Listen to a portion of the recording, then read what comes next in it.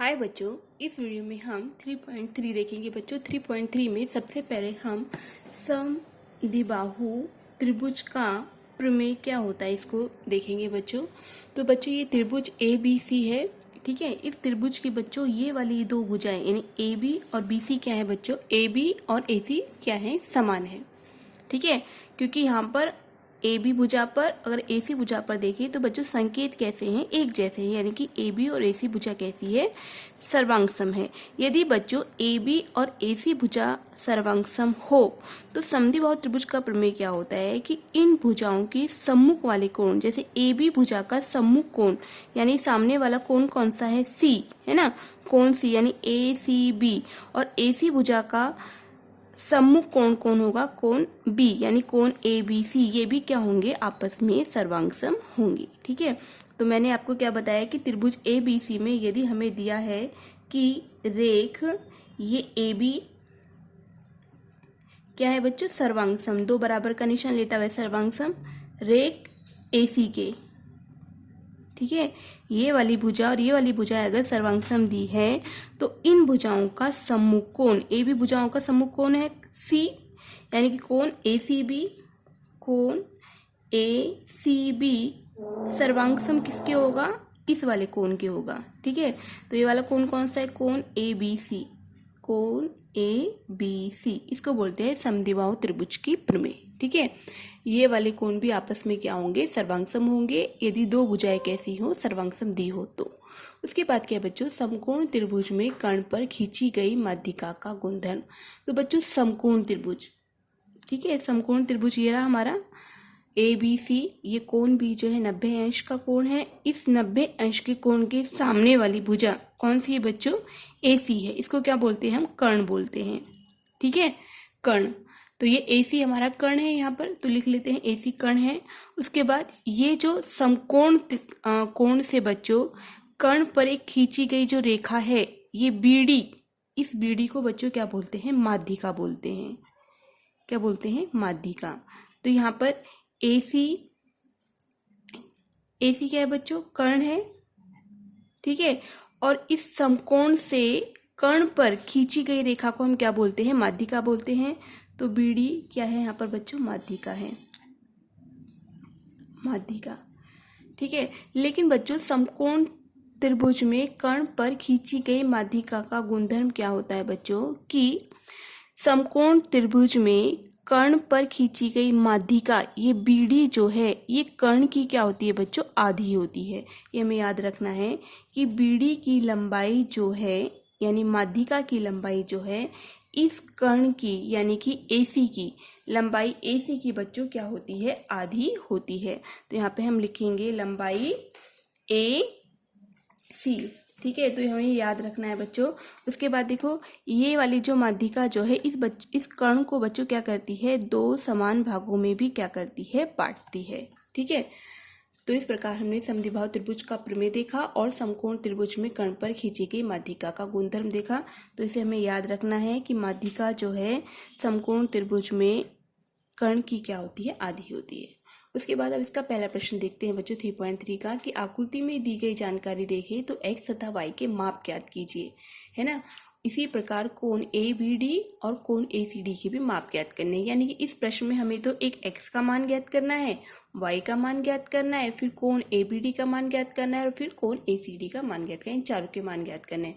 तो बच्चों डायग्राम दे रखा है बच्चों, तो इस डायग्राम में बच्चों दो त्रिभुज बन रहे हैं ए बी सी, एक ऊपर बन रहा है और एक नीचे बन रहा है डी सी बी, ये दो त्रिभुज बन रहे हैं। तो इस दो त्रिभुज में बच्चों हम देखें, ऊपर वाला त्रिभुज देखें तो ऊपर वाले त्रिभुज में हमें पहले x का मान ज्ञात करेंगे और फिर नीचे वाले त्रिभुज में y का मान ज्ञात करेंगे। जब x और y का मान ज्ञात हो जाएगा तो हमसे क्या पूछा है, कोण ए बी डी यानी ए बी डी यानी कि ये वाला पूरा कोण हमें क्या करना है, ज्ञात करना है। उसके बाद ए सी डी यानी कि ए सी डी कैसे, फिर ये वाला कोण ज्ञात करेंगे। तो उसके लिए पहले हमें x और y के मान क्या होने चाहिए, पता होने चाहिए, ठीक है।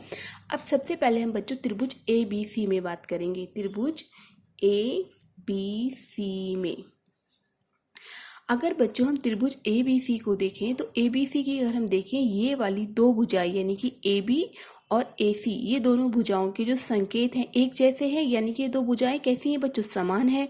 अगर ये भुजा समान है तो इनके सम्मुख कोण, यानी कि AB का सम्मुख कोण कौन है, C, और AC का सम्मुख कोण कौन, B, ये वाले कोण भी आपस में क्या होंगे, समान होंगे। ठीक है, तो कौन सी प्रमेय से, समद्विबाहु त्रिभुज प्रमेय से, जहां हमने अभी ऊपर पढ़ा था, है ना। उसी प्रकार हम त्रिभुज DBC में बात करेंगे। तो ये वाली भी देखो, ये भी समद्विबाहु त्रिभुज है, इनकी भी दो भुजाएं कैसी समान है, दो भुजाएं क्या है, समान है, तो इनके सम्मुख कोण भी क्या होंगे, आपस में समान होंगे। ठीक है, तो कैसे करेंगे, पहले त्रिभुज ABC में अगर हम देखें तो रेख AB और रेख AC कैसे है बच्चों, सर्वांगसम है।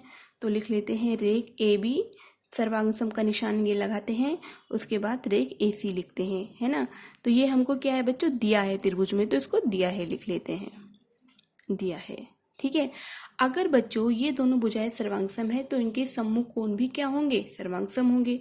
तो लिखेंगे कोण ACB, कोण ACB बराबर होगा किसके, कोण ABC के। तो कोण ABC के। ठीक है, इसका कारण क्या लिखोगे बच्चों, समद्विबाहु त्रिभुज का प्रमेय जो हमने ऊपर पढ़ा है। तो समद्विबाहु